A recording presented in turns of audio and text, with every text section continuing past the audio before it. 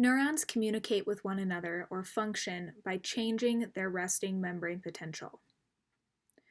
There are two ways that neurons can change their resting membrane potential. There's a graded potential or an action potential.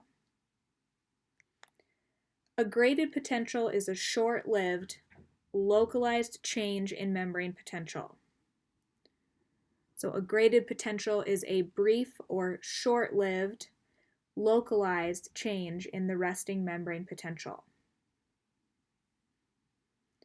Graded potentials occur in the dendrites or the cell body.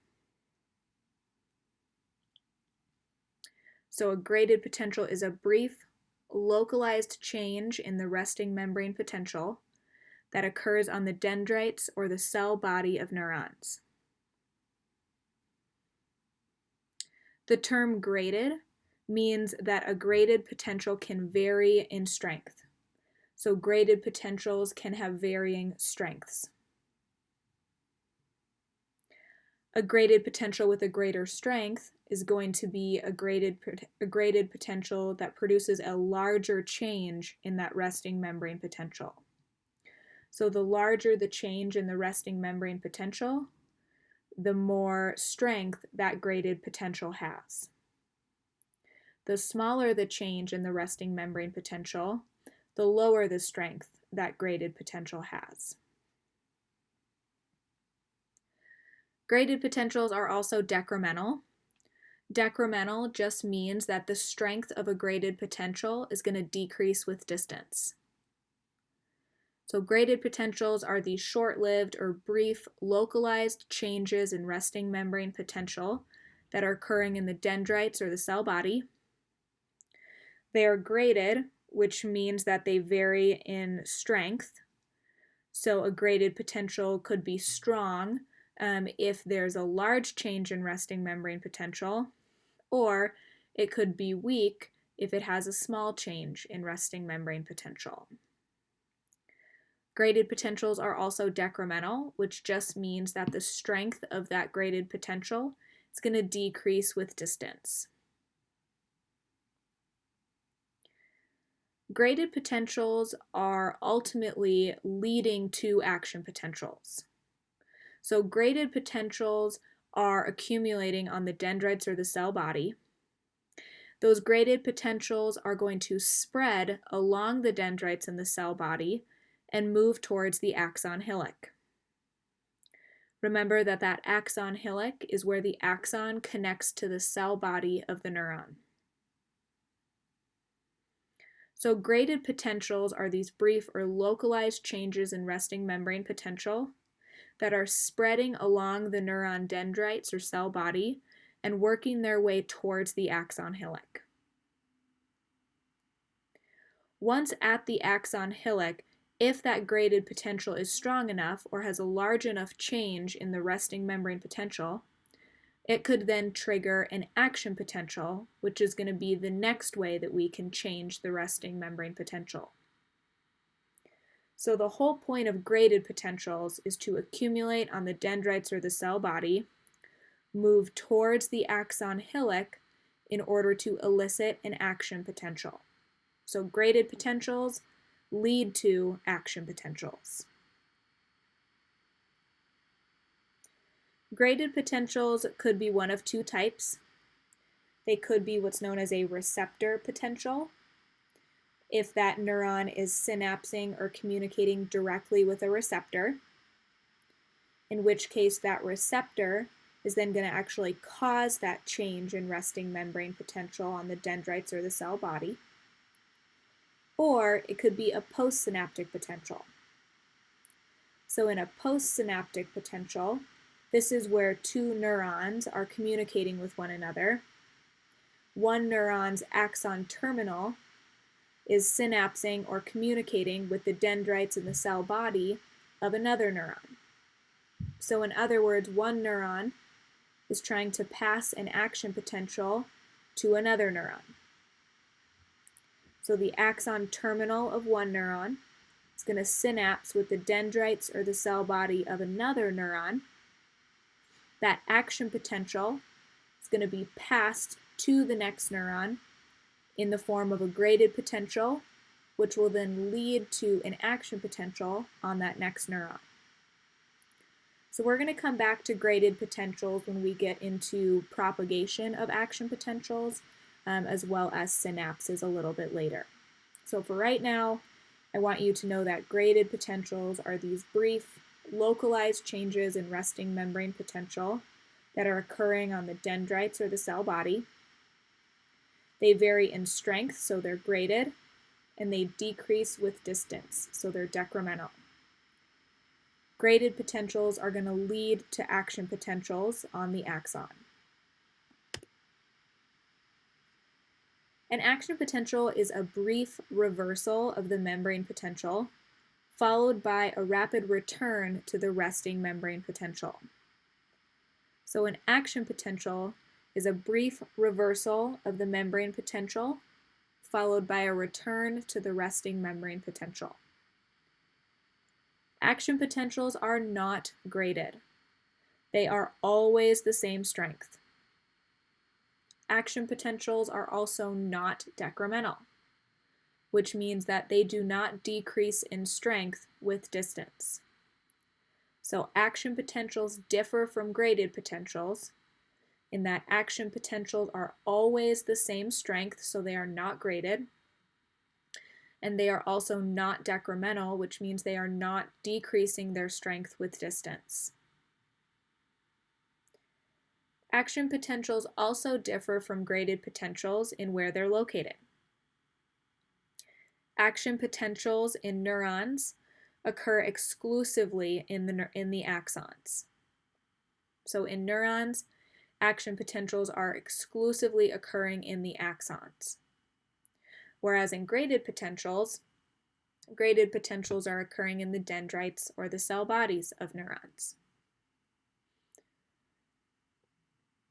Remember that we said that excitable cells are cells that can rapidly change their resting membrane potential.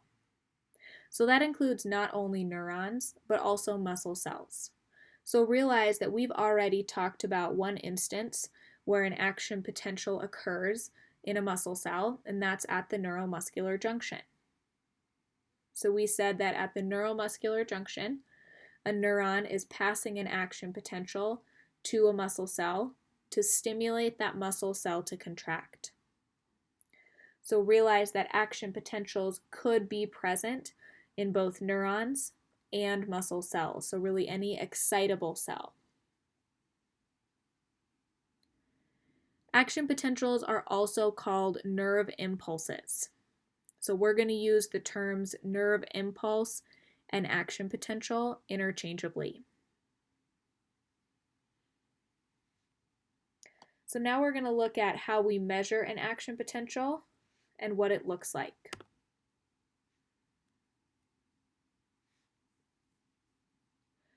So using a voltmeter, we're able to actually measure the changes in resting membrane potential throughout an action potential.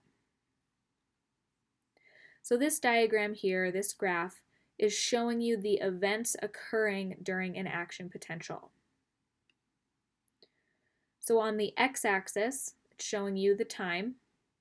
On the y-axis, it's showing you the membrane potential, or that difference in voltage across the plasma membrane. So this graph is really showing you how that resting membrane potential changes over time during an action potential. So there's going to be three main phases of an action potential. There's going to be this phase right here associated with this spike in the graph. This is known as depolarization. So in depolarization, the membrane potential becomes more positive. So when a membrane is being depolarized, it's becoming less negative, or in other words, more positive. During depolarization, in an action potential, we see that the membrane is actually going from negative 70 all the way up to about positive 30.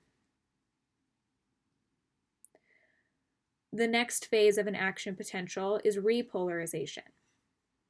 So when the membrane is being repolarized, that membrane potential is going back down to the resting membrane potential. So during repolarization, that membrane potential is becoming more negative or less positive.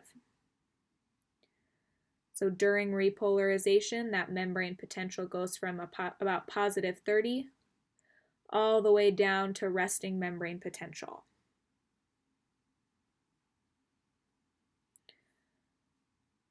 The last phase of an action potential is called hyperpolarization. So during hyperpolarization, that membrane potential is actually going to get more negative than the resting membrane potential. So during repolarization, the membrane potential is getting more negative, goes all the way down to resting membrane potential of about negative 70. But then it actually overshoots resting membrane potential, or it overshoots negative 70, and goes all the way down to about negative 90 during hyperpolarization.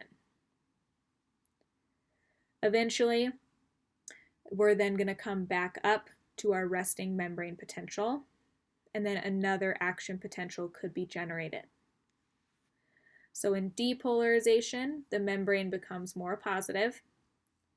During repolarization, the membrane becomes more negative, returning to resting membrane potential of about negative 70.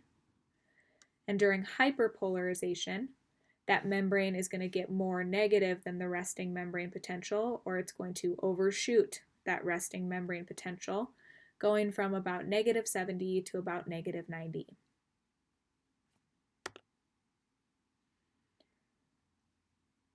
Depolarization, repolarization, and hyperpolarization are going to occur because of voltage-gated ion channels.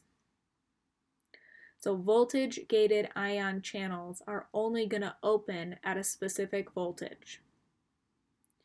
Once open, ions can then flow down their concentration gradients. So voltage-gated ion channels are going to open in response to a specific voltage.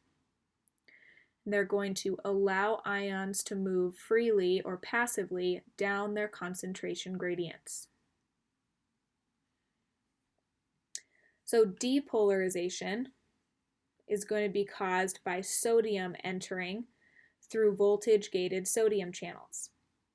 So during depolarization, our cell is becoming more positive because we're going to have a bunch of sodium ions flooding the cell.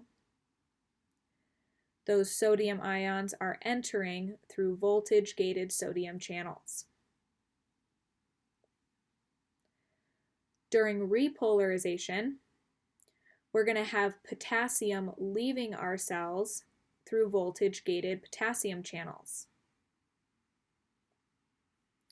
So potassium is going to rapidly leave our cell, so positive ions are going to be leaving the cell, causing that cell to be repolarized or become more negative. So repolarization is when that membrane potential becomes more negative and moves back down towards resting membrane potential of about negative 70. And it's caused by potassium ions leaving through voltage-gated potassium channels. During hyperpolarization, those same voltage-gated potassium channels are still open, allowing for potassium to continue to leave the cell even after we've reached negative 70 or our resting membrane potential. So during hyperpolarization, potassium continues to leave through those voltage-gated potassium channels because those voltage-gated potassium channels are slow to close.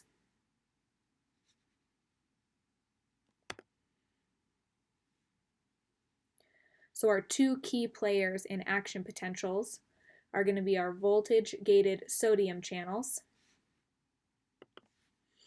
Our voltage-gated sodium channels are going to be closed at rest.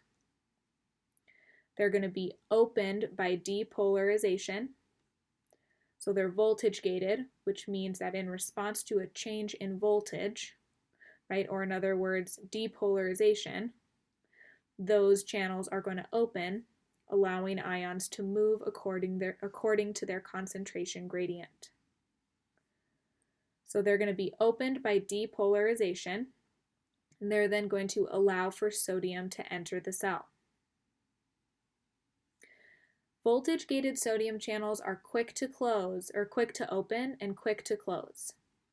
So they're going to be rapidly opened at depolarization, but then they're going to very quickly be inactivated soon after they open. So if I flip back here, you'll see that we have an activation gate, but we also have this inactivation gate. So at rest, the activation gate is closed, so keeps this channel closed. But once depolarized, or once depolarization happens at the membrane, the activation gates open, allowing sodium to enter. But very quickly after this activation gate is opened, this inactivation gate comes in and actually closes these voltage-gated sodium channels. So they're quickly inactivated after they're opened. So voltage-gated sodium channels are quick to open, quick to close. So they cause this surge in sodium entering the cell, causing this really rapid depolarization phase of our action potentials. Our second key player is going to be a voltage-gated potassium channel.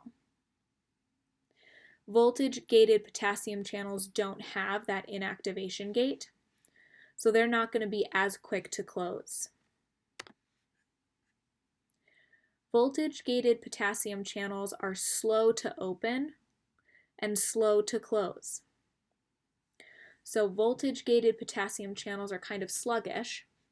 So they are triggered to open at depolarization. So as that membrane potential starts to depolarize or become more positive, that triggers those voltage-gated potassium channels to open. However, it's going to take them a sec in order to actually open, and then once they open, it's also going to take them a little bit in order to close. So voltage-gated potassium channels are somewhat sluggish. So they're slow to open, but slow to close.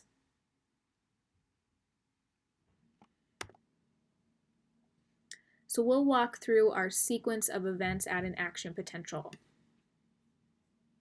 So first, at rest, we have voltage-gated potassium channels and voltage-gated sodium channels closed. So we've got our voltage-gated potassium channels closed. We've got our voltage-gated sodium channels closed.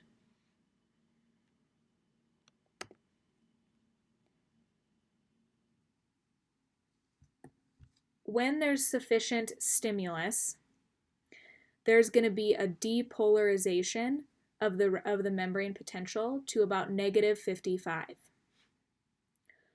When that membrane potential is at about -55, that's called threshold. So at threshold, voltage-gated sodium channels are going to open, allowing sodium to flood the cell. This causes the inside of the cell to become very positive or depolarized.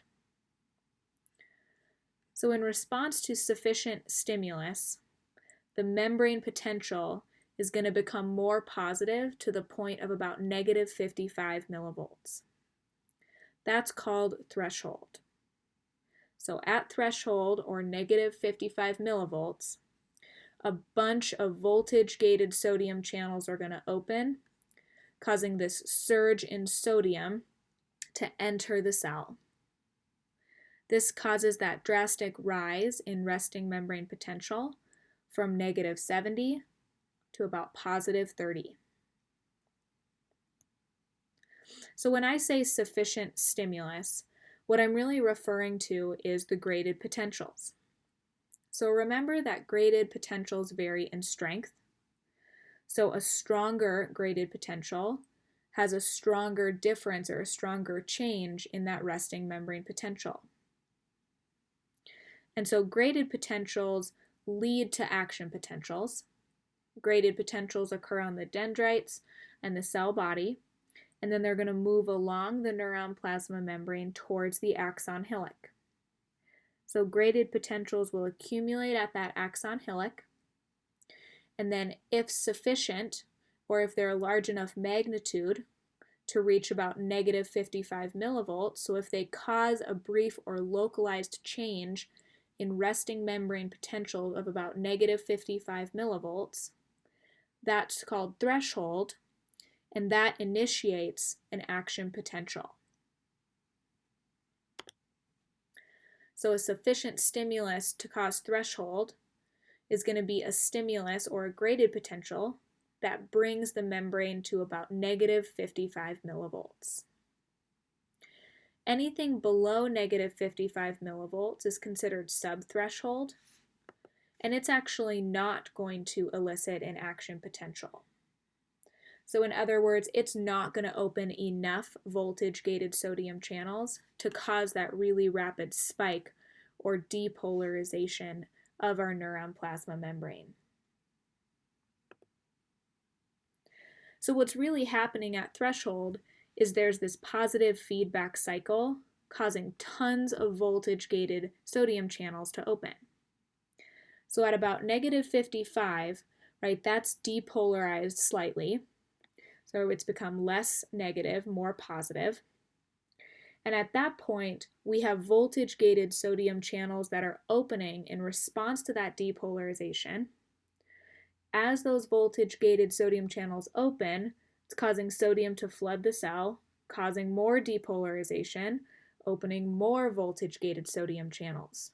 So it's this positive feedback cycle where as the membrane is depolarized, it triggers voltage-gated sodium channels to open, which causes a bunch of sodium to flood the cell, which depolarizes it further, which that depolarization opens more voltage-gated sodium channels, and so on. So at threshold, enough voltage-gated sodium channels are open in order to elicit a positive feedback cycle. That then causes that surge in sodium to enter the cell, causing the membrane potential to go from about negative 70 to about positive 30.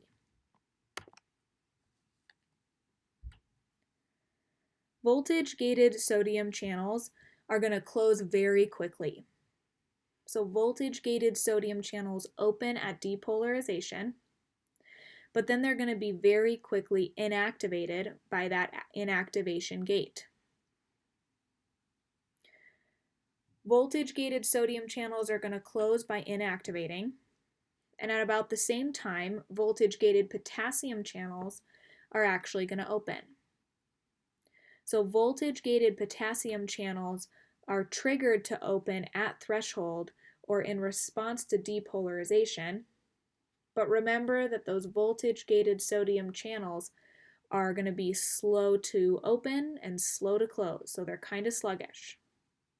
So they're triggered to open at threshold, but they don't actually get around to opening until about the same time as when those voltage-gated sodium channels are inactivated.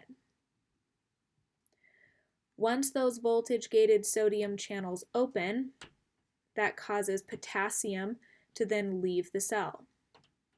So potassium can then rapidly leave the cell because we have a loss of positive ions, causes that resting membrane potential to then dive more negative, or that membrane potential to dive back down towards the resting membrane potential of about negative 70. So during depolarization, sodium ions were entering the cell or flooding the cell, so we were gaining a bunch of positive ions. That caused that resting membrane potential to go from negative 70 to about positive 30. And then during repolarization, a bunch of potassium ions are leaving the cell, so we're losing a bunch of positive ions. So that's causing the membrane potential to dive back down and become more negative. So that's repolarization. Remember that those potassium channels are slow to open and slow to close. So they're triggered to open at threshold. They don't actually open until about the end of depolarization.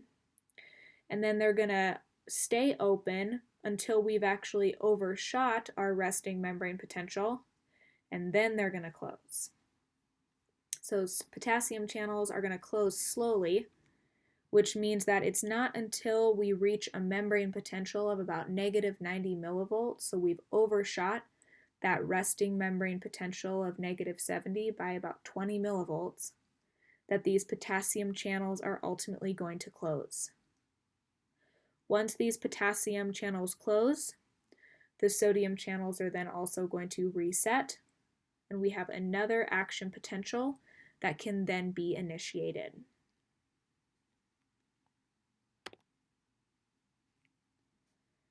So with each action potential, only a small number of ions are really involved. So there's really only a small number of sodium and potassium ions that are involved in depolarization, repolarization, and hyperpolarization. However, our sodium-potassium pump is still going to play a role in helping our neurons then return to that original ion distribution. So remember, we need to keep those ionic gradients present. So we need to keep sodium high outside of the cell, potassium high inside of the cell. So during action potentials, the sodium-potassium pump is always working in order to maintain our ionic gradients. The sodium-potassium pump does not, however, cause depolarization, repolarization, or hyperpolarization. All it does is help our neurons return to the original ion distributions.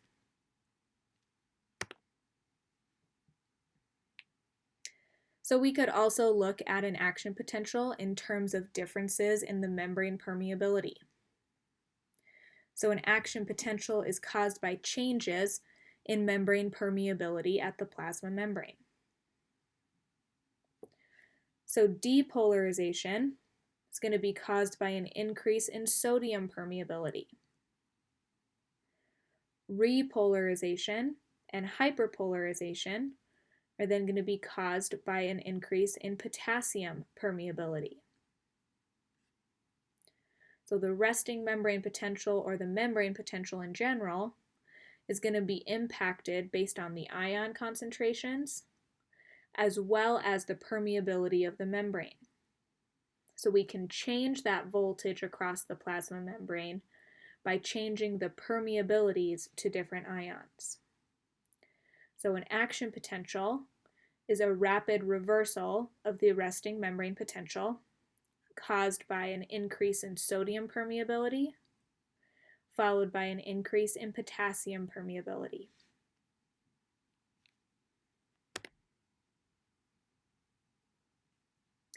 Lastly, I just want to reiterate that action potentials are all or nothing. That means that they do not vary in strength, and they either happen or they don't happen. So action potentials are always going to be the same strength or the same magnitude. Once they begin, they're going to be completed. So they always happen once they are initiated. Action potentials also do not summate. So again, you can't change the strength of an action potential. So you can't add two action potentials together to create a larger action potential. So they're always the same strength, and they cannot be added together. So now we're going to watch a video on the generation of an action potential.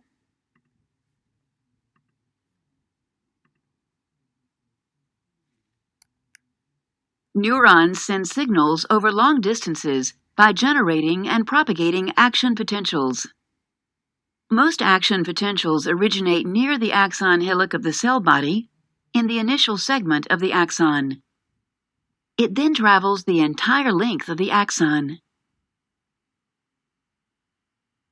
A closer look reveals that during an action potential, voltage-gated channels open and close, altering the permeability of the plasma membrane to sodium and potassium ions.